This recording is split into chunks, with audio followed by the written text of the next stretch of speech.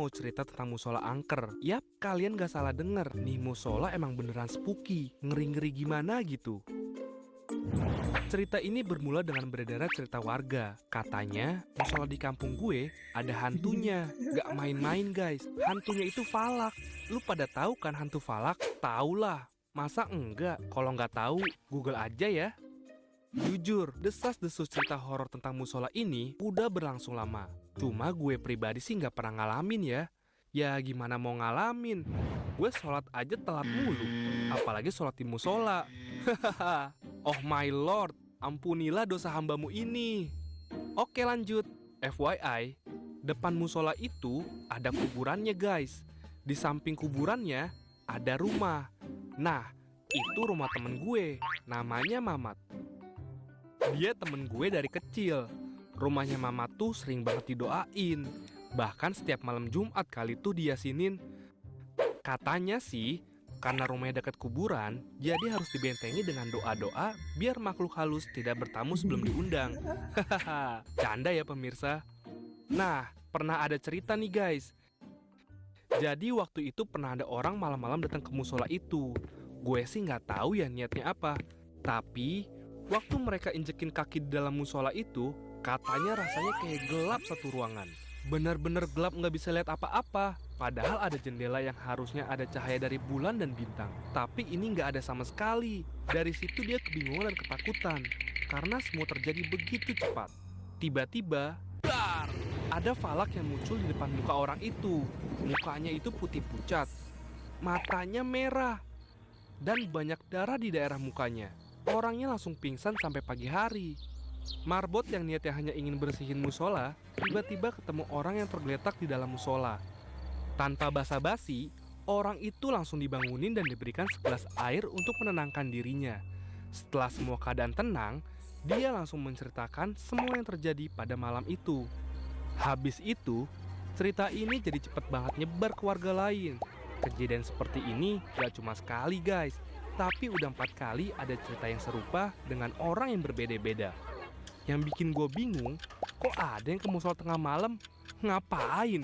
Hello, please deh. So, nggak heran kalau warga sering banget bilang kalau ini musola tuh angker. Gue masih agak shock dan gak percaya gitu aja sih. Karena kayak kok bisa sih sampai ada kejadian kayak gini berulang kali. Nah, ditambah gue ini orangnya penasaran. Jadi gue sama Mamat mau ngebuktiin sendiri. Bener nggak sih ada Falak di musola itu? Kalau emang bener, bisa jadi experience tak terlupakan buat gue. Malam-malam gue sama Mamat janjian ketemuan di depan rumahnya sekitar jam 11 malam. Cuma ya sebagai warga plus 62 yang baik, gue agak ngaret sih. Singkat cerita, kita langsung ketemuan dan langsung ke musola itu. Dan tanpa perbekalan apapun, cuma bawa badan aja. By the way, gue bohong ke ortu gue sih. Gue bilangnya izin nginep di rumah Mamat. Dan ya diizinin sih. Namanya juga cowok. Ya kali deh nggak boleh. Bisa kena mental gue. Back to the story.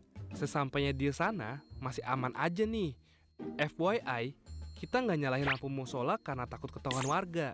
Jadi kita kesini gelap-gelapan, ngandelin sinar bulan dari jendela musola sama flash dari HP. Mamat selingak-selinguk liatin semua sudut ruangan. Gue juga ngikutin gitu. Sampai tiba-tiba ada yang niup nafas di leher gue cuy. Pas gue nengok, gak ada siapa-siapa. Mamat yang lihat gue langsung nanya, "Kenapa lu Dam?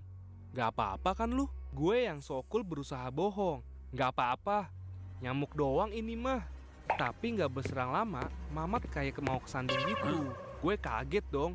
"Hati-hati Mat." Terus Mamat natap gue ketakutan. "Dam, barusan ada megang tangan gue." Gue refleks mengelak biar suasana gak mencekam. "Ah, yang bener lu. Santai aja kali." Padahal gue sendiri takut. Hal ini yang bikin kita lama-lama kok jadi merinding ya. Dan udaranya tuh berubah jadi dingin banget. Fix, bikin ketek basah lu jadi beku. Suasana malam ini benar-benar senyap, hening. Bahkan suara angin, tetesan air, atau jangkrik gak kedengeran sama sekali. Seketika, bles. Suasananya jadi gelap banget. Sampai-sampai senter dari HP kita gak ada gunanya. Swear deh, rasanya kayak tutup mata. Refleks Mamat megang tangan gue. Oke, ini agak awkward, tapi gue mending digandeng Mamat deh daripada digandeng yang lain. Hi. Mulut kita mulai komat-kamit baca doa. Sengenanya aja di kepala. Pas kita mau balik badan keluar dari musola, ada pocong plus tuyul woi. Anjir, apaan nih? Bukan main. Dua setan muncul secara bersamaan. Ini emang bukan kayak falak sesuai isu yang beredar di daerah gue. Tapi mereka nggak kalah seremnya. Gue coba merem sambil gemeteran pegang tangan si Mamat. Gak selang berapa lama, gue beraniin diri melekin mata buat mastiin tuh setan masih ada apa enggak. Alhamdulillah, gue liat keadaan aman karena setan tadi udah hilang. Tapi sialnya, waktu gue liat si Mamat, ternyata dia udah pingsan. Anjir, dari tadi gue megangin tangan dia, tapi dianya pingsan. Gue nunduk di sebelah Mamat sambil berusaha sadarin dia. Mat, bangun Mat. Asli, susah banget banguninnya. Padahal gue tabok-tabokin tuh mukanya.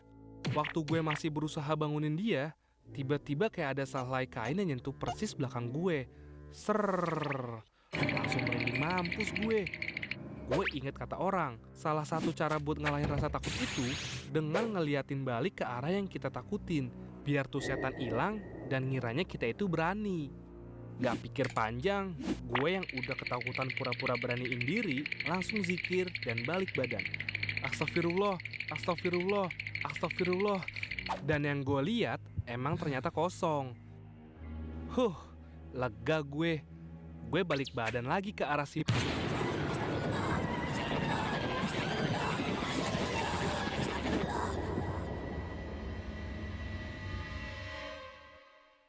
Tanpa kita sadari, ternyata kita berdua pingsan di sana. Nah, kita tuh terbangun sekitar jam 4:30, di mana ada marbot yang nemuin kita. Gawat nih, gawat. Gue takut aja diaduin sama ortu gue. Parahnya lagi, gue bakalan malu kalau jadi omongan warga karena pingsan di musola. Anehnya, pas gue bangun itu musolanya nggak bener-bener gelap kayak sebelumnya. Sekarang tuh ada cahaya yang masuk lewat jendela, jadi sekeliling kita tuh kelihatan. Akhirnya, kita memutuskan untuk wudhu dan ikut sholat subuh di dalam keadaan yang masih linglung. Kosong kosong rasanya. Abis itu, kita pulang deh ke rumah masing-masing. Sampailah nih gue di rumah, gue awalnya mau cerita ke ortu gue. Tapi gue keep aja deh, takut kena omel. Ampun deh, gue gak lagi-lagi gue nantangin setan. Tobat gue, tobat.